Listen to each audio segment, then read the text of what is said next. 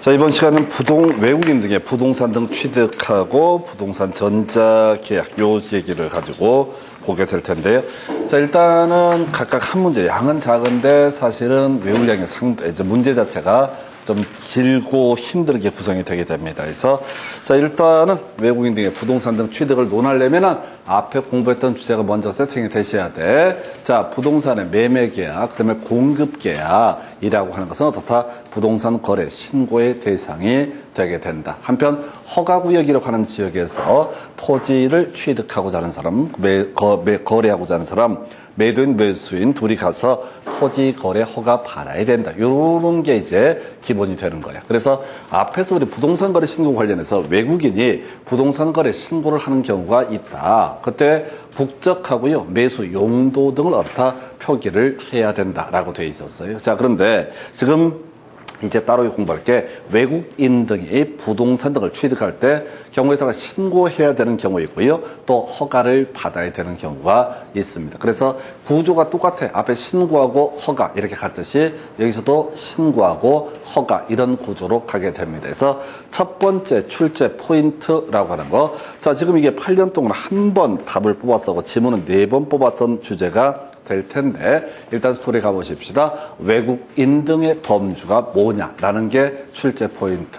자, 우리 앞에 공부하실 때 이런 식으로 했었죠. 부동산 거래 신고의 대상이 뭐냐라고 했을 때 매매 계약, 공급 계약 이렇게 끊어서 기억을 해달라라고 설명을 드렸었고요. 그 다음에 지금 이제 외국인 등이 뭐냐, 다. 우리 법에서는 뭐에 대해서만 외국인 등에 대해서만 규정을 하고 있습니다. 그래서 시험 지문에 뜨게 되면 점점점은 외국인 등에 포함된다, 해당한다, 다 옳은 표현, 해당하지 않는다, 틀린 표현, 포함하지 않는다, 틀린 표현 이렇게 구성을 해요. 그래서 자, 일단 의미는 이런 식이죠. 대한민국 국적을 보유하고 있지 않은 개인, 이 사람이 외국인 등에 포함이 된다 라든가 외국의 법령에 따라 설립된 법인 또는 단체 숫자 나와 있는 게 2분의 1 이상 뭐 이런 거 나와 있죠. 2분의 1 이상. 이제 어떤 단체나 법인이나 이런 것 자체가 2분의 1 이상 외국인으로 구성되어 있으면 그것도 뭘로 본다?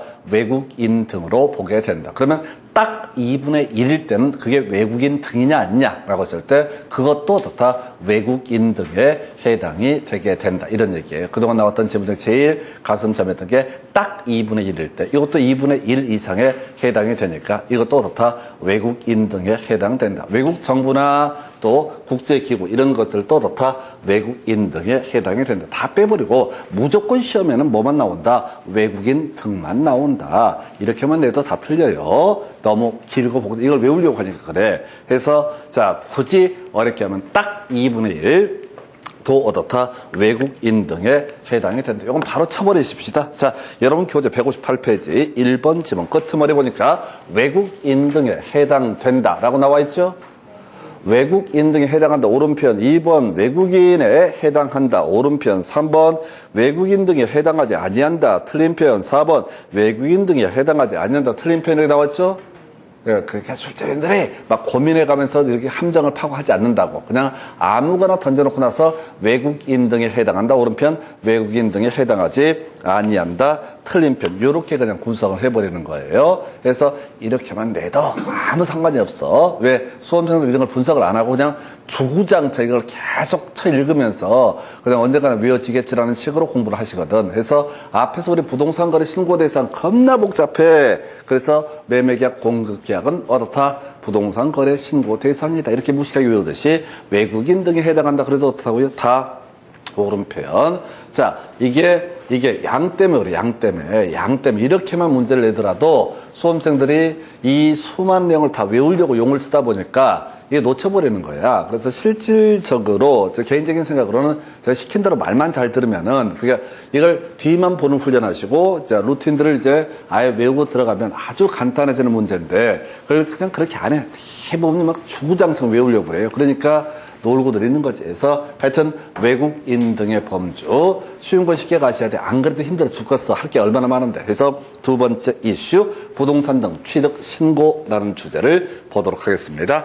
자, 취득하는 방식이 총 3가지가 있어요. 자, 먼저 계약에 따른 취득이라는 것이 하나가 있겠죠. 그 다음에 우리가 이제 민법 얘기를 해요. 민법 186조 법률 행위에 따른 부동산 물권 변동은 등기해야지 효력이 발생한다. 한편 민법 187조 법률 규정에 따른 부동산 물권 변동은 등기 안 해도 어떻다 효력이 발생한다라고 하는 거, 그 얘기하는 거야. 해서 일단은 구조 자체가 계약에 따른 취득과 계약 외 원인에 따른 취득이 되는데, 계약 외 원인에 따른 취득이라고 하는 것은 바로 뭐라고요? 바로 법률 규정에 따른 부동산 물권 변동을 상상하시면 됩니다. 그리고 이 외국인이라고 하는 게 좀 특이한 경우가 있어요. 한국 국적을 가지고 있다가 어떤 이유로 한국 국적을 상실하게 되면 그 사람은 뭐라고 그런다? 이제 외국인이라 부른다. 그러면 이제 애초에 한국 사람의 한국 땅을 갖고 있는 걸 아무런 제약을 받지 않지만은 외국인의 경우에는 일정한 지금 제약을 받는단 말이에요. 따로이 허가나 신고라는 주제가 따로 있으니까. 그래서 한국인이었다가 외국인이 됐을 때 그 사람이 계속해서 보유하려면 역시 똑같이 신고 이렇게 가게 됩니다. 그래서 경우의 수가 원래 2개로 봐야 되는데, 자, 특수한 경우가 있기 때문에 총 3가지 경우의 수. 자, 그래서 보니까요. 야, 먼저, 자, 지금 보면은 날짜가 지금 저희 수정을 안 해놨구나. 자, 60일 그대로구나 해서 요거는 개정이 안 됐네요. 해서 60일 그대로 가겠고요. 자, 앞에서 부동산 거래 신고가 30일로 줄였죠. 근데 외국인들은 그냥 60일로 돼 있는데 큰 의미는 없어요. 자, 일단은 자, 외국인 등이 대한민국 안에 부동산을 취득하는 계약을 체결했을 때 계약 체결일로부터 60일 내 신고관청에 신고를 해야 된다라고 했었죠. 우리 앞에서 부동산 거래 신고는 어떤 경우에 취득하는 방식이 뭐가 있냐면, 자, 매매, 공급 계약도 부동산 취득하는 방식이죠. 매매나 공급도 부동산 취득하는 방식이라고요. 근데 증여 계약을 통해서 부동산을 취득하는 경우도 있겠죠. 증여 계약. 한국 사람이 누구한테, 외국인한테, 야, 내가 너한테 부동산 하나 줄게. 그 상대방이 줘. 그러면 그게 뭐가 된다? 증여 계약. 그러니까 매매나 공급 같은 경우는 앞에서 했던 부동산 거래 신고를 하면 되는 문제예요. 근데 자, 여기 보니까 부동산 거래 신고 대상 계약 제외라고 돼 있죠. 다시. 부동산을 취득하는데 매매를 통해서 취득하는 경우가 있고 증여를 통해서 취득하는 경우가 있다고요. 한국인의 경우에는 부동산 거래 신고 대상이 뭐였어? 매매하고 공급 계약이라고 했었죠? 그래서 아까 증여 계약을 통해서 한국인이 부동산을 취득했을 때는 부동산 거래 신고를 안 한다고. 그건 거래가 아니기 때문에. 거래, 매매, 같은 맥락이라고요. 다시. 부동산 거래 신고의 대상은 거래 계약과 공급 계약이라고 그랬었다고. 그 얘기는 증여 계약은 부동산 거래 신고 대상이 아니라. 그럼 한국인의 경우 가볼까요? 자, 매매 계약을 통해서 부동산을 한국인 취득했다. 그러면 이 사람은 부동산 거래 신고해야 된다고요. 계약 체결로부터 30일 내. 근데 증여 계약을 통해서 부동산을 취득했다라고 한다면 이 사람은 한국 사람은 부동산 거래 신고를 할 필요는 없다. 한편 외국인 등이 매매 계약을 통해서 부동산을 취득했다라고 한다면 부동산 거래 신고를 하면 되는 문제야. 따로 이 외국인 등의 부동산 등 취득 신고를 할 필요는 없어. 이미 부동산 거래 신고가 있으면은 이건 따로 할 필요가 없기 때문에. 근데 외국인이 증여 계약을 통해서 부동산을 취득했다. 그러면 부동산 거래 신고 대상이 아니죠? 부동산 거래 신고 대상은 매매 계약, 공급 계약이라고 그랬잖아요. 증여 계약을 통해서 부동산을 취득했다. 그러면은 부동산 거래 신고를 할 필요는 없지만은 외국인의 부동산 등 취득 신고라는 것을 해야 된다고요. 다시 갑시다. 자, 2가지 경우식으로 갑시다. 자, 어떤 계약이 매매 계약이다. 매매 계약을 체결했다. 그러면 한국 사람, 외국인, 한국 사람 뭘 해야 돼? 부동산 거래 신고 해야 되죠. 그 다음에 외국인도 뭘 해야 돼? 부동산 거래 신고해야 되죠. 증여 계약을 체결했을 때 한국 사람은 부동산 거래 신고할 필요 없고 안 해도 돼. 등기만 넘겨받으면 돼. 근데 외국인에 있어서는 어떻다? 자, 부동산 등 취득 신고라는 것을 해야 된다. 이 문장 이 얘기라고. 해서 외국인 등이 자, 부동산을 취득하는 계약에는 뭐가 있을 수 있어? 증여 계약이 있을 수가 있다는 얘기죠. 계약을 통해서 자, 계약을 체결했을 때 계약 체결일로부터 60일 내에 부동산 거래자 등 취득 신고를 해야 된다. 그래서 여기서 주요 이슈는 통쳐서 자, 만약에 부동산 거래 신고를 했을 때는 어떻다? 따로이 취득 신고를 하지 않아도 된다. 그 외에 과태료 300 이하입니다. 신고를 안 했을 때. 나중에 묶어서 보셔야 돼. 자, 그 다음에 두 번째 이슈. 계약 외 원인에 따른 취득. 이게 바로 법률 규정에 따른 부동산 물권 변동에 해당되는 개념이죠. 상속, 경매, 그 밖에 법률 규정에 따른 취득이라고 해서 거기 이제 법인의 합병, 법인의 판결, 예시. 여러분 교재 보면 판결 나와 있죠? 중간에 판결 나와 있잖아요.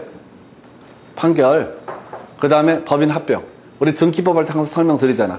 상속하고 합병은 똑같다고. 아니 민법 187조서는 그렇게 되어 있잖아요. 상속, 공용징수, 판결, 경매, 그 밖에 법률 규정에 따른 부동산 물권 변동은 등기 안 해도 효력이 발생한다. 그래서 상속 같이 나와 있죠? 똑같은 게 법인 합병. 그 다음에 경매 나와 있죠? 경매 나와 있잖아요. 그래서 상속, 경매, 법인 합병 이런 게 주로 시험 지문에 뜨더라 라고 설명을 드리는 거야. 해서 이런 경우에는 자 계약 유예 원인으로 부동산 등을 취득할 때 취득한 날부터 6개월 내 신고해야 됩니다. 60일에는 6개월, 한 텀이 좀 길어요. 그래서 6개월 내 신고를 해야 된다. 자 그러다 치고 지금 이제 신고 안 하면 과태료 100만 원. 계속 보유. 자, 대한민국 안에 부동산을 가지고 있던 대한민국 국민이 외국인 등으로 변경된 경우로서 그 부동산 등을 계속 보유하려는 경우 변경된 날로부터 6개월 내 신고를 해야 된다. 그래서 취득한 날로부터 6개월, 변경된 날로부터 얼마? 6개월 내 신고를 해야 된다라고 해서 이 둘 다 과태료 얼마? 100만 원. 정리하면 이렇습니다. 증여계약 등, 즉 매매나 공급계약이 아닌 형식을 통해서 계약을 통해서 외국인이 부동산을 취득했을 때는 바로 60일 내에 신고를 해야 되고 과하면 과태료 얼마? 3대. 그 다음에 계속 보유하거나 또는 이제 법률 규정에 따라 취득한 날로부터 6개월 내 신고를 해야 될 것이고 안 하면 과태료 얼마? 100만 원 이렇게 갑니다. 그래서 빨리빨리 신고하라는 얘기는 그만큼 과태료 세다 이렇게 가야겠고 천천히 신고해도 된다는 얘기는 과태료도 약하다 이런 식으로 얘기를 합니다. 그래서 이 정도가 부동산 등 취득 신고예요. 근데 여기서 제일 중요한 이슈가 되는 것은 바로 부동산 거래 신고를 만약에 외국인 등이 했다라면 매매계약이라서 했다라면 이때 외국인 등의 부동산 등 취득 신고는 어떻다? 필요치 않다. 이게 제일 중요한 출제 포인트. 구체적으로 증여계약하면 60일 내에 이렇게 신고까지 가게 됩니다. 끝났어요. 그 다음에 이제 허가대상 취득. 군문야생. 일단 대가리 따서 외우시고 들어가야 돼. 군문야생. 군사기지 및 군사시설 보호구요. 그 다음에 문화재. 뭐 적어도 나와 있죠? 야생생물 생태경관 보전제에서 군문야생이라고 하는 거. 군문야생에 걸리게 되면 어떻다? 이 문제의 토지를 취득할 때는 따로이 허가를 받아야 됩니다. 앞에서 토지 거래 허가구역 내에서는 국내 국외를 불문하고 무조건 어떻다? 자, 시군구청장한테 허가를 받아야 돼. 그런데 허가구역이고 거기가 군문야생에 해당이 되면은 허가구역이 아닌 경우도 있을 수 있겠죠. 다시 갑시다. 한국 사람이 토지를 취득합니다. 토지를 취득할 때 허가구역에서 한국 사람의 경우를 보게 되면은 허가구역에서는 허가가 필요하고 그 다음에 허가구역이 아닌 지역에서는 어떻다? 허가가 필요가 없다. 이런 구조가 되는데 군문야생이라 할지라도 한국 사람은 따로 허가를 받을 필요는 없습니다. 근데 군문야생에 걸리게 되면은 외국인이 여기서 토지를 취득할 때 따로 어떻다? 허가를 받아야 된다. 이렇게 일단 그림을 잡아요. 그래서 똑같아요. 외국인 등이 취득하는 토지가 허가대상 지역 등에 있는 경우 토지 취득 계약을 체결하기 전에 미리 어떻다? 허가를 받아야 된다라고 이렇게 되어 있습니다. 자, 그런데 지금 토지 거래 허가를 받았을 때 어떻다? 토지 취득 허가를 요하지 않는다. 해서 아까 군문야생이고 허가구역 두 개 다 걸렸다고 그러면 앞에 우리 공부할 때 토지 거래 허가 받으라고 그랬었죠? 토지 거래 허가를 받으라고 그랬으니까 이때 그 허가가 있으면 군문야생이라 할지라도 따로 또 한 번의 허가를 요하지 않는다. 그래서 이 공부하는 순서의 문제인데요. 우리가 앞에서 공부할 때 부동산 거래 신고라고 하는 것이 첫 번째 공부했던 주제야. 그리고 두 번째가 토지 거래 허가. 요건 이제 한국 사람, 외국 사람 공통적으로 적용되는 항목이고 추가적으로 외국인의 경우 신고의 항목과 그 다음에 허가 항목이 추가가 있다. 근데 앞에서 부동산 거래 신고를 했다면 외국인의 경우 어떻다? 신고를 요하지 않는다. 앞에서 토지 거래 허가를 받았다면 역시 어떻다? 허가를 요하지 않는다. 이 두 개만 절대 놓쳐서는 안 돼. 왜? 이게 전체 체계를 물어보는 거거든. 다시 부동산 거래 신고 등에 관한 법률을 저희가 공부를 할 때, 앞에서 세울 때 제일 먼저 공부한 게 부동산 거래 신고, 두 번째가 토지 거래 허가, 세 번째가 외국인 등의 부동산 등 취득 신고나 허가의 문제로 넘어간다고요. 그래서 앞에서 부동산 거래 신고가 있었다면, 외국인이 했다면 국적, 매수용도 표시한다고 그랬잖아요. 그러면 따로이 부동산 등 취득 신고 필요가 없다. 한편 앞에서 허가 구역이라서 따로이 외국인이 허가를 받았다라고 한다면 설령 이게 군문 야생이라 할지라도 다 허가를 요하지 않는다. 체계 잡아야지 안 말려요. 체계를 안 잡으면 큰일 나요. 그래서 이렇게 보겠고요. 그 다음에 무허가 계약, 자, 그 다음에 효력이 발생하지 아니한다 해서 허가구역 내 토지거래랑 똑같은 구조가 됩니다. 행정형벌들이 있어요. 자, 벌금 나와 있네. 벌금 나와 있네. 2천만 원 이하의 벌금. 숫자 외우는 게 아니야. 자, 가십시다. 앞에서 신고 대상에서는 뭐가 있었어요? 과태료라는 것이 문제가 됐었죠. 신고 대상에서는 과태료가 문제가 됐었죠. 60일 내 신고해야 되는 경우는 300만 원 이하의 과태료, 그 다음에 6개월 내 신고해야 되는 경우는 100만 원 이하의 과태료 이렇게 되어 있었다고. 한편 허가 구역 내에서 다시 군문 야생 등에 걸리게 되면 허가를 받아야 되는데 허가 없이 토지 매매 계약 등 체결했을 때는 어떻다? 벌금. 2천만 원이 중요한 게 아니라 벌금. 자, 우리 과태료는요, 신고관청 또는 이제 관청에서 부과를 하는 겁니다. 행정청에서 부과하는 게 과태료야. 한편 벌금이라는 것은 행정형벌이라고 해서 법원에서 판사가 때리는 거야. 부과 주체가 틀리다고요. 그러니까 신고는 상대적으로 경미한 거로 보는 거지. 어떤 행위를 함에 있어서 신고가 있고 허가가 있으면 신고는 요건만 갖추면 신고하면 끝나는 거야. 허가는 뭐라고요? 허가 관청이나 이런 데서 면밀히 또 검토를 한 번 더 하겠다 이런 논리 구조란 말이에요. 그래서 지금 벌금과 과태료, 이게 이제 금액을 외우는 게 아니라 헷갈려 버리거든. 나중에 뭐 6개월 내 신고를 안 했을 때 또는 60일 내 신고를 안 했을 때 2천만 원 이하의 벌금에 처한다. 그러면 이게 착각한다고 처벌 규정이 있는 것처럼 해서 신고 대상 행위, 신고 의무를 위반하게 되면은 그때는 뭐로 간다고요? 과태료 문제로 가야 될 것이고, 그 다음에 또 하나, 지금 군문야생 등 허가와 관련된 있는 부분에서 이게 이제 의무를 해태하게 되면은 그때는 무슨 문제? 벌금의 문제. 요거는 거의 틀 잡는 게 제일 중요해. 틀을 안 잡으면 아사리판이 돼. 다시 갑시다. 부동산 등 취득 신고와 허가라는 개념이 있게 될 것인데, 부동산 등 취득 허가와 신고라는 개념이 있게 될 텐데, 요거를 요렇게 가셔야 돼. 자, 먼저 신고라는 주제 뼈대 보겠습니다. 신고. 자, 부동산을 취득할 때, 자, 계약에 따라 취득하는 경우가 있다. 그 다음에 이제 계약 외 원인 또는 계속 보유 이런 방식을 통해서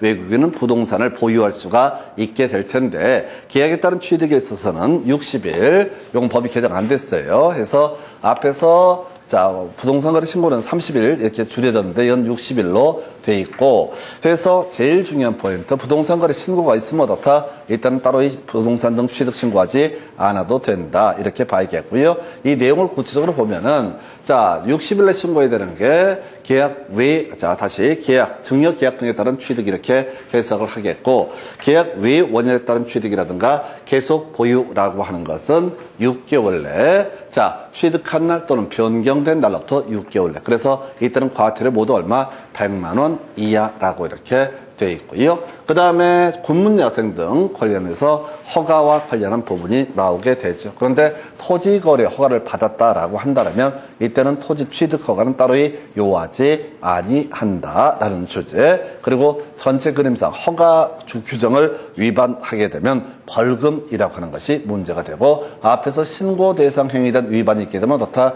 이것은 과태료 문제로 해결을 하게 된다 해서 이제 교재 가지고 지문 가지고 보겠습니다. 그래서 자, 하여튼 그 외국인 등에게 제일 감사한 문제고, 지문 볼까요? 자, 이제 문제를 이제 구성을 한 걸 분석을 해봐야 되는데, 자, 1번 지문 158페이지, 두 번째 박스 1번 지문 158페이지, 두 번째 박스 1번 지문부터 설명을 드리도록 하겠습니다. 대한민국의 국적을 보유하고 있지 아니한 자가 토지를 증여받은 경우 계약 체결일로부터 60일 내에 신고를 해야 된다. 맞죠? 나중에 숫자도 헷갈릴 거예요. 저는 60일, 60일에다가 앞쪽에 부동산 거래 신고가 30일로 바뀌었거든요. 얘는 60일 그대로 가고 있네요. 두 번째, 외국인 등이 대한민국에 소지하는 토지에 대한 저당권을 취득하는 경우에는 토지 취득 신고를 하지 않아도 된다. 당연한 얘기죠. 그래서 자, 지금 취득을 해야죠. 다 소유권을 취득해야지 신고 대상이 된다라고 할 거. 자, 그래서 맞고 3번. 외국인 등이 부동산 임대차 계약을 체결하는 경우 이건 필요 없죠. 신고할 의무가 없다. 다시 자, 이 보니까 용어 자체가 뭐라고요? 자, 신고 대상 취득이라는 표현을 쓰고 있죠. 신고 대상 부동산 당 취득이라고 되어 있으니까 임대차 계약에서는 임차인이 된다는 것은 최소한 취득이 아니기 때문에 이때는 신고 대상이 아니다라고 이렇게 봐야겠고요. 자, 그 다음에 나와 있는 것이 4번 질문. 외국인이 대한민국 안에 토지를 취득하는 계약을 체결했을 때 30일 내 신고. 틀렸죠? 앞쪽은 30일, 뒤쪽은 60일에서 60일 내 신고라고 되어 있습니다. 오른쪽에 5번 질문이요. 외국인 등이 대한민국 안에 토지를 취득하는 계약을 체결했을 때 부동산 거래 신고를 한 경우에도 토지 취득 신고를 해야 된다. 이거 중요 지문이야. 부동산 거래 신고를 했으면 어떻다? 토지 취득 신고를 요하지 아니한다. 그 다음에 6번 외국인이 부동산 거래 신고의 대상인 계약을 체결해서 매매계약 공급계약 했다는 얘기입니다. 그 부동산 거래 신고를 한 때에도 부동산 취득 신고를 해야 된다 해서 틀리게 구성이 됐죠. 그래서 부동산 거래 신고 있으면 어떻다? 취득 신고를 요하지 않는다라고 되어 있고요. 그 다음에 7번 지문이요. 부동산 거래 신고 등에 관한 법령상 부동산 거래 신고를 한 경우에도 자 취득 신고를 해야 된다. 또 틀렸네. 8번 국토교통부 장관은 취득신고를 하지 않는 자에 대해서 과태료 부과징수. 틀렸죠? 지금 과태료는 누가? 신고관청, 시군구청장이 부과를 합니다. 자, 부동산 거래 신고 누구한테 한다고요? 시군구청장. 토지거래 허가 누구한테 받는다고요? 시군구청장. 외국인 등의 부동산 등 취득 신고도 신고관청이니까 시군구청장 이렇게 가는 거야. 똑같은 논리구조로 외국인 등의 부동산 등 취득 허가라는 것도 다 시군구청장 이렇게 흔들어주게 됩니다. 그래서 그 정도. 어찌됐든 자, 취득의 의미가 뭐냐? 두 가지로 갔었죠. 자, 매매 공급 같은 경우는 이미 한번 신고를 했다면 따로 신고를 하지 않아도 된다. 그 다음에 이제 증여 같은 경우는 취득이 한 유형이죠. 취득이 한 유형이니까 이때도 신고를 하기는 해야 된다. 근데 자, 소유권 취득이 아닌 저당권의 취득 등은 따로 이렇다. 신고 대상이 아니다. 그리고 제일 많은 지문을 구성한 게 부동산 등 부동산 거래 신고를 했다면 다시 부동산 등 취득 신고라고 하는 것은 필요가 없다라고 할 그 정도고요. 그 다음에 두 번째 박스. 외국인이 경매로 대한민국에 안에 부동산을 취득한 때 6개월 내 신고관청에 신고를 해야 된다라고 되어 있네요. 해서 옳은 표현.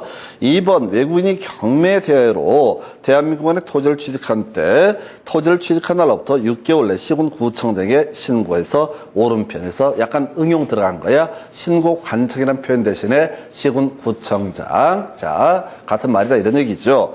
3번 국제연합 전문기구가 이게 뭐라고? 외국인입니다. 경매로 돼 있죠? 그러면 언제? 3개월 내 신고. 이거 내용 떠나서 3개월은 다 틀린 거지?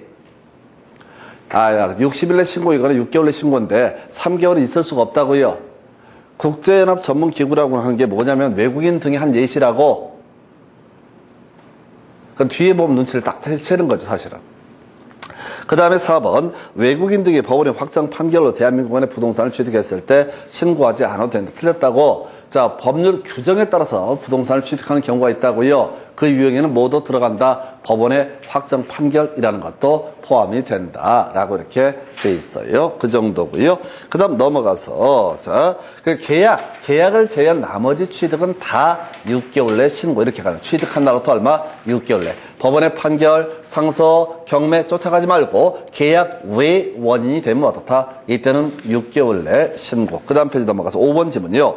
외국의 법령에 의해서 설립된 법인이 외국인 등이죠. 외국인 등이 합병을 통해서 부동산을 취득하는 경우 취득한 날부터 6개월 내 취득 신고를 해야 된다. 해서 이렇게 뭐라고요? 취득한 날부터 6개월. 키워드가 뭐라고요? 취득한 날부터 6개월. 그 다음에 6번 지문 외국인이 법인의 합병 등 계약 외 원인으로 부동산 대한민국 안의 토지를 취득한 경우 취득한 날부터 60일 내. 틀렸죠? 자, 아까 자, 계약에 따라서 취득했을 때는 60일, 계약 외 원인은 뭐가 된다? 6개월. 그 다음 7번, 외국인 등의 상속 취득신고를 하지 않아도 된다. 해서 틀렸죠? 취득신고하지 않아도 되는 건 딱 한 가지지. 부동산 거래 신고했을 때 취득신고를 하지 않아도 된다. 요렇게 해석을 하게 됩니다. 그래서 요 정도의 개념으로 보셔야 돼요. 그래서 자, 그 정도. 그 다음에 이제 계속 보유 관련 지문도 겁나 기네요. 해서 자, 1번 지문 대한민국 안에 부동산을 가지고 있는 대한민국 국민이 외국인으로 변경되었음에도 해당 부동산을 계속 보유하는 경우 변경된 날로부터 6개월 내에 계속 보유 신고를 해야 된다. 옳은 표현. 그 다음에 2번 부동산을 소유한 대한민국 국민이 대한민국 국적을 상실한 경우 외국인이 됐다는 얘기입니다. 그 부동산을 계속 보유하려면 국적을 상실한 때부터 이걸 어렵게 됐다고 변경된 날을 언제 국적을 상실한 날 이렇게 표현을 하고 있습니다. 6개월 내에 계속 보유 신고를 해야 된다. 옳은 표현. 3번 대한민국 안의 토지를 가지고 있는 대한민국 국민이 외국인 등으로 변경된 경우 그 외국인 등이 해당 토지를 계속 보유하고자 할 때는 변경된 날로부터 3개월 틀렸죠? 변경된 날로부터 6개월 내에 신고를 해야 된다. 그 다음 4번 자 대한민국 안에 토지를 가지고 있는 대한민국 국민이 외국인으로 변경되고 계속 보유하려는 경우 신고 의무가 없다라고 해서 틀리게 뽑아냈습니다. 자, 일단은 이 문제를 이제 지문을 분석을 해보십시다. 계속 보유하려는 경우가 다 6개월 내 신고. 이것만 외우시면 되는 거지. 그죠?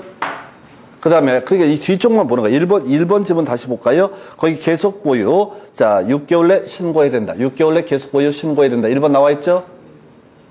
뒤를 보자고요. 기니까. 2번이 어려웠어. 자, 국적 상실한 때부터 6개월 내 계속 보유 신고를 해야 된다. 그래서 변경된 날을 국적 상실이라는 표현을 쓰고 있어. 이것만 특이해. 3번 지문 끄트머리. 변경된 날부터 3개월 내 신고. 틀렸죠? 이건 없잖아, 어디에도. 그 다음에 4번 지문 변경됐을 때, 자, 계속 보유하는 경우 신고 의무가 없다. 틀렸죠? 그러니까 앞을 볼 필요가 없어요. 다시, 앞에 그 나머지 지문도 한번 다시 분석해 볼게. 여러분, 교재 159페이지. 자, 바로 159페이지. 이 두 번째 박스 1번 지문 보겠습니다. 중간부터 보는 거야. 취득한 날부터 6개월 내 신고. 맞죠? 거기는 뭐 상속이 됐든 법인이 합병이 됐든 뭐가 됐든 간에 이미 취득한 날로부터 얼마? 취득한 날이라는 얘기는 뭐야? 법률 규정에 따른 부동산 물권 변동이 있다 이런 얘기라고요. 이미 물권 변동이 있었다고. 이미 취득을 해버렸다고. 그럼 교재 159페이지 두 번째 박스 2번 지문 끄트머리 봅니다. 보니까 취득한 날로부터 6개월 내 신고해 시군구청장 신고. 맞죠? 뒤만 보러 후연해 보자고요. 3번 지문 끄트머리 보니까 취득한 날로부터 3개월 틀렸죠. 4번 지문 취득한 때 자 신고하지 않아도 된다. 이미 틀렸죠. 5번 지문 다시 교재 160페이지 취득한 날부터 6개월 내에 신고해야 된다. 맞죠? 그 다음에 6번 지문 취득한 날부터 60일 내에 신고. 틀렸죠? 취득을 이미 해버렸다고. 이건 법률 규정에 따른 부동산 물권 변동을 의미한다고. 그 다음에 7번 자 토지 취득 신고를 하지 않아도 된다. 틀렸죠. 그래서 이게 이제 외울 때 어떻게 가냐면 취득한 날로부터 6개월 신고해야 된다. 그 다음에 변경된 날로부터 6개월 신고해야 된다. 이렇게 외우시게 되면은 거의 다 루틴이 다 발견이 돼요. 그 모든 얘기의 결론이 지금 뭐냐면 뒤쪽을 봐야 된다고. 법인의 합병도 얘기할 테고 상속도 얘기할 테고 법원의 확정 판결도 얘기하고 별의별 소리가 나온다고. 환매권 행사도 나온다고. 그러면 사람들이 당해. 환매권 행사는 또 뭐지? 이렇게 생각하신다고. 아직은 환매권 행사는 안 나왔는데. 그러니까 텍스트를 읽어가는 게 지금 계속 이 훈련을 하셔야 되고 시험 보실 때도 뭐를 뒤에 가서 보는 훈련들을 하시라고. 그 다음에 이제 허가 관련해서 여러분 교재 161페이지부터 설명드리도록 하겠습니다. 자, 161페이지. 전체 지문을 볼게요. 외국인이라고 되어 있습니다. 거기 보니까 취득하려는 토지가 생태경관 보호 지역에 있으면은 부동산 거래 신고 등에 관한 법률에 따라서 토지 거래 허가를 받은 경우를 제외하고 토지 취득 계약을 체결하기 전에 허가를 받아야 된다. 해서 엄청 길었던 질문. 군문야생 들어가면 어떻다? 허가를 받아야 된다. 군문야생 들어가면 어떻다? 허가를 받아야 된다. 거꾸로 가는 거야. 허가를 받아야 된다. 라는 표현 앞에는 뭐가 있어야 돼? 군문야생. 2번 지문 끄트머리 허가를 받아야 된다까지 좋아요. 군문야생도 좋은데 어려웠어. 국토교통부 장관에게. 틀렸죠? 신고관청 또는 시군구청장 이렇게 가야 되죠?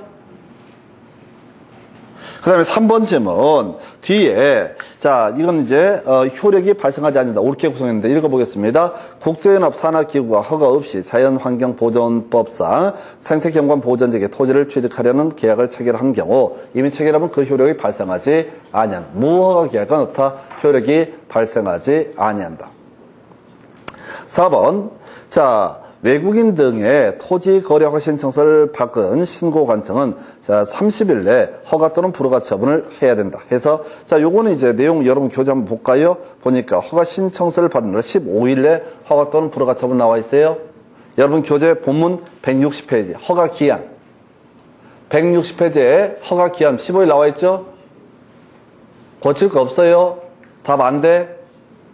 이런 걸 갖고 답을 뽑는 게 아니라고요. 시험 보실 때 헷갈릴 수밖에 없어. 참고적으로 토지거래가격도 기본 15일입니다. 법에서 명시 안 하고 있어요. 민원처 사무 처리에 관한 법률 이렇게 되어 있는데 그 법을 찾아보면 15일이라고 써 있어. 하여튼 그렇다 치고 다시 돌아와서 5번 질문.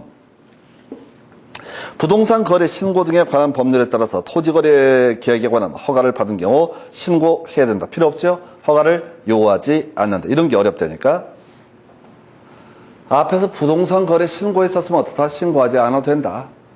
토지 거래 허가를 받았으면 어떻다? 허가를 받지 않아도 된다. 이렇게 가야 되죠? 근데 갑자기 뜬금없이 신고해야 된다 해서 말도 안 되는 거지. 신고라고 하는 군문야생에 해당이 됐을 때 허가의 문제로 가야 되죠. 그 다음에 6번 취득 허가를 받아야 된다. 볼까요? 외국인 등은 부동산 거래 신고에 관한 법률에 따라서 토지 거래 허가를 받은 경우에도 토지 취득 허가를 받아야 된다. 틀리게 구성이 됐습니다. 그래서 이것도 같은 구조잖아. 앞에서 부동산 거래 신고했으면 부동산 등 취득 신고하지 않아도 되고요. 그 다음에 토지 거래 허가라는 것을 받았으면 토지 취득 허가를 요구하지 아니한다. 받지 않아도 된다. 그 정도고요. 그 다음에 161페이지 그 핵심 지문 하나 보시게 되면 이 골 때리는 게 답이 됐네. 특별자치시장은 외국인 등이 신고한 부동산 등의 계속보유 신고 내용을 매 분기 종료일로부터 1개월 내에 직접 국토부 장관에게 제출해야 된다라고 해서 어렵게 구성을 했습니다. 해서 자 이게 이제 여러분 교재 기준으로 몇 페이지에 161페이지 본문에서 위에서 한 5번째처럼 허가 신고 내용에 제출해서 신고관청은 허가 신고 내용을 매 분기 종료일부터 1개월 이내에 그러니까 4, 3, 분기니까 1월부터 3월, 4월부터 6월, 그 다음에 7월부터 7, 8, 9, 9월, 10월부터 12월 이런 식의 이제 구조로 가는데 분기 종료일로부터 1개월 이내에 한 단계 위에 있는 시도지사 등에게 어떻다 제출을 해라. 시군구청장이 신고를 수리하니까. 그런데 특별자치시장은 세종시장을 얘기합니다. 윗사람 없으니까 그때 누구한테 국토부 장관에게 제출. 이걸 갖고 최근에 답을 뽑았어요. 이 문제는 거의 풀기 어려웠어요. 그래서 이건 비우고 가실까. 대신 옆에 관련 기출 문제 마저 하나 보겠습니다. 자, 24회 문제네요. 개업공인중개사가 외국인 등의 국내 토지 취득에 관한 설명을 한 것으로 옳은 것을 모두 고르시오라고 되어 있습니다. 1번 자연환경보전법상 생태경관보전지역 끄트머리 자 토지에 대해서 허가 없이 체결한 토지 취득 계약은 효력이 없다. 옳은 표현. 그래서 아까 우리 일반적인 토지거래 허가구역 내에서도 마찬가지였었죠. 허가 없이 체결한 계약은 효력이 발생하지 않는다. 다만 우리 민법에서는 그 효력이 발생하지 않는다를 유동적 무효라고 해석을 하게 됩니다. 2번, 니은번이요. 경매로 취득한 때 60일 이내에 신고해야 된다. 틀렸죠? 자, 법률, 계약 외 원인은 6개월 내 신고를 해야 했었죠. 그래서 니은번 틀렸고요. 디귿번 상속으로 취득한 때, 자, 신고 등을 하지 않게 되면 100만 원 이하의 과태료. 아까 계약에 따른 취득에 있어서 신고를 제대로 하지 않게 되면 300만 원 이하. 나머지 계속 보유 또는 법률 규정에 계약 외 원인에 따른 취득에서는 6개월 내 신고하고 과태료 100만 원 이하라고 설명을 드렸습니다. 1번 토지 취득 계약을 체결하고 부동산 거래 신고 등에 관한 법령에 따라서 부동산 거래 신고를 한 때에도 60일 내 신고한다. 틀렸죠? 일단은 30일 내 이렇게 가야 될 테고 이미 부동산 거래 신고가 있으면 어떻다? 이때는 신고를 요하지 않는다. 이 중에서 리을번은 워낙 많은 출제가 이루어지는 주제죠. 리을번은 제일 중요한 주제. 그래서 리을번은 절대 실수하면 안 되고요. 그 다음에 60일 니은도 틀렸네. 기억 디귿을 답으로 구성했던 주제가 되겠습니다. 그래서 이 정도가 외국인 등의 부동산 등 취득 허가 등 해서 자 이제 다시 한번 정리하고 다음 주제 정리해 드리겠습니다. 이렇게 돼 있네요. 자, 외국인 등이 뭐냐라는 것부터 시작을 합니다. 외국인 등은 다 지금까지 문제는 다 단 한 번도 예의 없이 다 모든 게 다 뭐가 된다? 외국인 등에 해당이 되게 된다. 이게 첫 번째 이슈.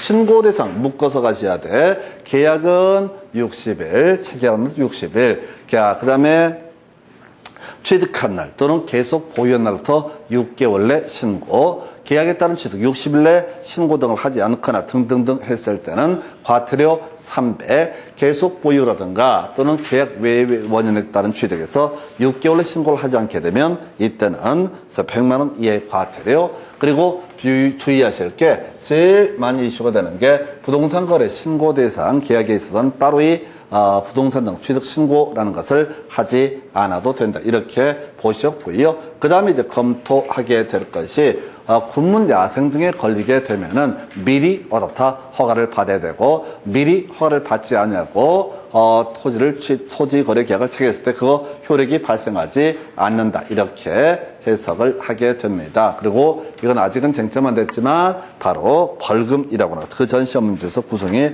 됐던 바가 있어요. 이 정도가 외국인 등의 부동산 등 취득에서 이렇게 일단 정리해 드렸고요.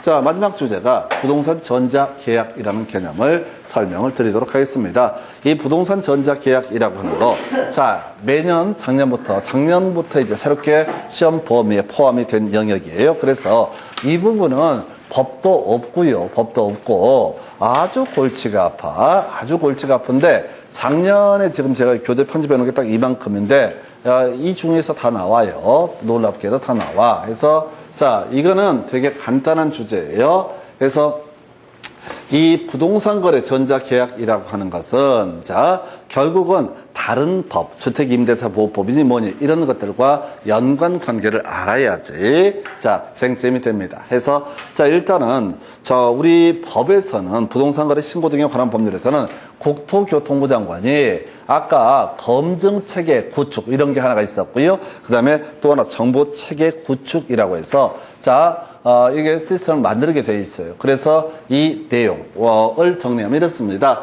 자, 우리가 전자계약의 당사자, 개인, 법인이 될 수 있고요. 법인 아닌 사단은 전자계약에서 거래 당사자가 될 수 없다라고 이렇게 되어 있습니다. 자, 요거는 등기법이랑 같이 비교하면 좋겠다. 우리가 등기법에 가서 보게 되면은 등기 신청할 때 방문 신청이라는 개념이 하나가 있겠고요. 신청서를 제출한 양식. 그 다음에 전자 신청이라는 개념이 있게 됩니다. 그래서 전자 신청을 하려면 사용자 등록이라는 걸 해야 되고요. 그 중에서 따로 외울 게 전자 신청을 할 수 없는 사람, 법인 아닌 사단, 교회라든가 종중 이런 것은 어떻다? 전자적으로 등기 신청을 할 수가 없다. 그래서 똑같은 논리고제야 전자 신청이라고 하는 거 관련해서 법인은 사단에 있어서는 자, 부동산 전자계약을 체결할 수 없다. 그때 주체가 되었어요. 없다 해서 이 부동산 전자계약은 뭐 어떤 거냐면 이런 식이에요. 일단 첫 번째 중개사무소에서 둘이서 만나.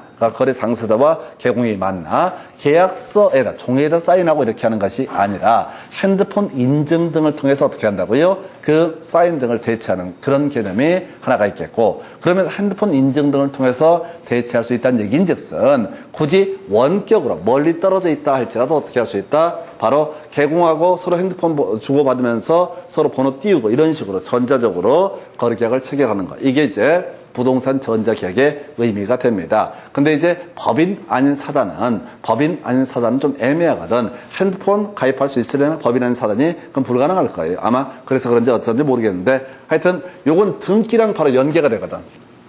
등기랑 연계가 된다고 기본적으로. 등기랑 개념이랑 바로 연계가 되기 때문에 하여튼 첫 번째 아직은 안 나오는데 법인 아닌 사단은 부동산 거래 전자계약에서 당사자가 될 수가 없다. 아직 안 나왔어요. 자, 작년 문제는 무난한 걸 가지고 일단은 이제 적용 대상 계약부터 볼까요? 자, 보니까 공급 계약 나와 있죠. 매매 계약 나와 있죠. 아, 이게 하나 추가가 되는구나. 임대차 계약이 추가가 됩니다. 그래서 뭐랑 비교해야 돼? 부동산 거래 신고 대상하고 차이가 있죠. 그래서 우리 부동산 거래 신고 대상이라고 하는 것은 매매 계약, 공급 계약에 대해서 다 부동산 거래 신고를 해라. 근데 이게 이제 같이 시스템이 엮여가다 보니까 이 부동산 거래 신고 대상 계약은 모두 어떻다? 전자계약의 방식으로 할 수 있다. 예를 들어서 이런 식이죠. 자, 부동산의 주택법에 따른 부동산의 공급 계약, 분양 계약이라 그러는데 삼성물산에서 레면이라는 아파트의 브랜드를 판다고요. 그럼 이제 청약하신 분하고 계약이 이제 되는 경우 굳이 어떻다고요? 얼굴 보고 뭐 계약서 쓰고 이래 할 필요 없이 시스템 자체 내에서 서로 계약을 다 전자적으로 할 수 있다. 그래야지 데이터도 어차피 다 입력을 해야 되니까 이런 의미가 되게 될 것이고, 그 다음에 이제 기업 공인중개사에서 중개한 매매 계약 등 아까 제가 설명드린 게 개공이 핸드폰으로 서로 메이드인 메이드인 서로 얼굴 안 보고도 이렇게 할 수가 있겠고요. 그 다음에 임대차 계약이라고 하는 거 해서 이런 게 있겠고, 그럼 이제 전자계약이 안 되는 것은 거래 당사자 간의 계약이라는 건 없다. 이것은 전자계약이라는 게 있을 수가 없다라고 하는 거. 거래 당사자 간의 계약은 없다고요. 계약서 쓰거나 안 쓰거나 자기들 마음대로 하는 거고 최소한 전자계약은 안 돼요. 그래서 이 전자계약의 사실 제일 핵심 엑기스는 뭐냐면 개공이 굳이 매도인 매수인을 불러서 얼굴 마주보면서 보면서 계약서를 쓰지 않아도 된다. 이런 얘기와 연계가 되어 있습니다. 그래서 자, 다시 갑시다. 지금 여기서도 그냥 영역이 좀 틀린데 앞에서 공부했던 거와 비교하게 되면 그런 거 있었죠. 부동산 거래 신고의 대상이라는 것은 매매 계약, 공급 계약. 이거는 부동산 거래 신고의 대상은 거래 당사자끼리 매매 계약을 체결한 경우에도 부동산 거래 신고의 대상은 된다. 이렇게 봤었고요. 전자 계약에 있어서는 자, 거래 당사자 간 계약이라는 것은 전자적으로 처리할 수는 없다. 따로 이 부동산 거래 신고도 다 해야 된다. 이런 취지가 되겠습니다. 그래서 일단은 자, 이렇게 보셨고, 자, 결국 시험 문제의 포인트는 이거였어, 사실은. 자, 이렇게 전자계약, 부동산 전자계약을 도입을 하면 어떤 점이 특징이 있느냐라고 해서 첫 번째, 자, 거래 신고의 의제라고 돼 있죠? 원래 우리 앞에서 그렇게 봤었잖아요. 자, 부동산 거래 계약 체결하면 체결한 날로부터 얼마? 30일 내 신고해야 된다. 신고 주체는 개공이 거래계약서를 작성 교부했을 때 개공이 신고를 해야 될 것이고, 거래 당사자가 거래계약을 체결했을 때, 당사자끼리 거래계약을 체결했을 때는 거래 당사자가 공동으로 30일 내 신고를 해야 된다. 그래서 자, 가볼까요? 기업 공인중개사가 전자서명을 해서 매매계약을 확정하게 되면 이때 부동산 거래 신고를 한 것으로 본다. 이런 것들이 서비스를 해줘야지. 안 그러면 귀찮잖아. 개공이 전자계약하고 또 부동산 거래 신고하고 그러면 귀찮으니까 그냥 한 시스템 내에서 보완을 해주고요. 두 번째, 이거 이제 임대차 계약이랑 관련이 되는 개념인데, 우리가 이제 주임법이라고 하는 법을 보게 되면 이런 식이죠. 주택 임대차 계약을 체결하고, 임대차 계약을 체결하고, 자, 임차권 등기란 걸 안 하더라도, 자, 뭘 하게 되면 전입신고하고, 자, 확정일자를 받게 되면 대항력 그리고 우선 변제권을 받게 된다. 그래서 정부 전산망 연결해가지고 개공이 전자서명을 해서 임대차 계약을 확정을 하게 되면 임차인이 주민센터 안 가더라도 확정일자가 부여가 되게 된다. 대신 전입신고는 직접 하랴 이런 얘기입니다. 전입신고는 직접 해야 되고 확정일자는 일단 부여가 된다라고 할 것. 그 다음에 자, 또 개공한테 메리트가 있는 거 보존 의무죠.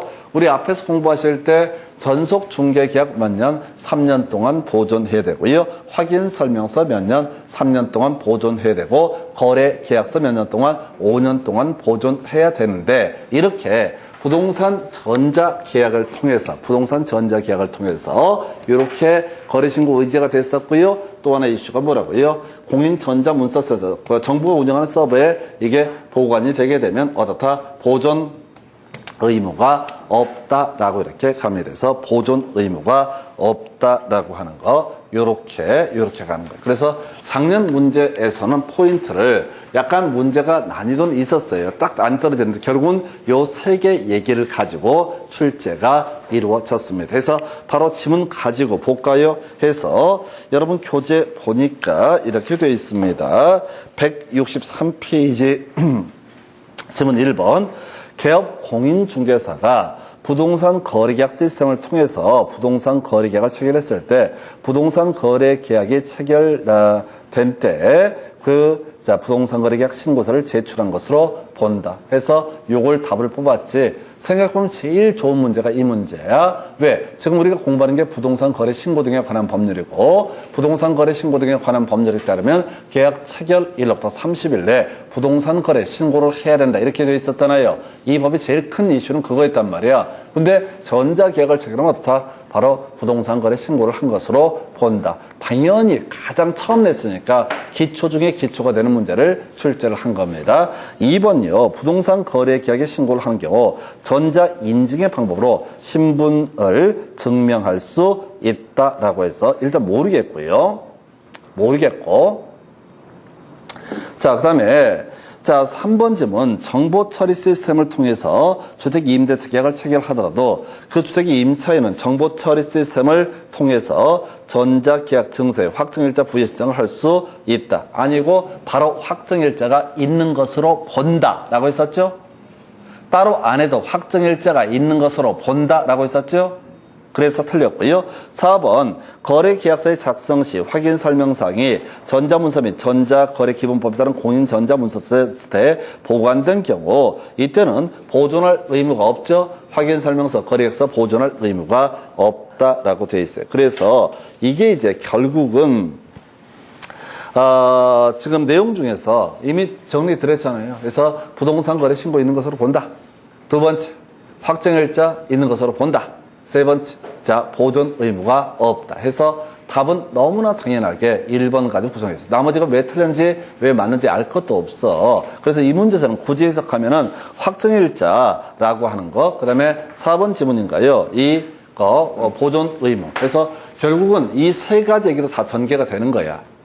앞으로 이 파트가 문제가 구성이 되더라도 나머지 구질구질한 얘기를 뭘 하든 간에 결국은 이 세 가지가 이슈가 될 테고 최대 건드려준 뭐라고요? 법인 아닌 사단은 거래 당사자가 될 수가 없다라고 하는 거. 이게 이제 작년 자료 그대로거든요. 사실은요. 안 바꿔놓은 상태인데 바꿀 것도 없어요. 왜? 시험 문제라는 게 이게 원래 시스템이 되게 복잡해. 뭐 인증하는 과정도 막 홈페이지에 설명이 돼 있고 근데 이게 되게 힘든 이유가 지금 교재 작업할 때 이게 진짜 미쳐요. 왜냐면 바이블이 하나도 없거든. 작년에도 교재 작업할 때 아무것도 자료가 없어. 그냥 이 부동산 거래계약 시스템 내에 들어가서 과정을 다 보고 이렇게 해서 그럼 법적인 가치가 있는 게 뭐냐라고 했을 때 바로 부동산 거래 신고 있는 것으로 본다. 확정일자 있는 것으로 본다. 그리고 세 번째가 보존 의무의 면적. 그럼 이제 지금 앞으로 나올 주제는 확정일자 얘기는 한번 건드렸으니까 이런 보존 의무라든가 이런 것들을 가지고 또는 유일하게 따로 기억할 게 법인 아닌 사단은 전자계약에서 당사자가 될 수 없다. 이 정도까지 가겠습니다. 자, 오늘 여기까지 가시고요. 다음 시간 나머지 내용 보겠습니다. 수고하셨습니다. 마치겠습니다.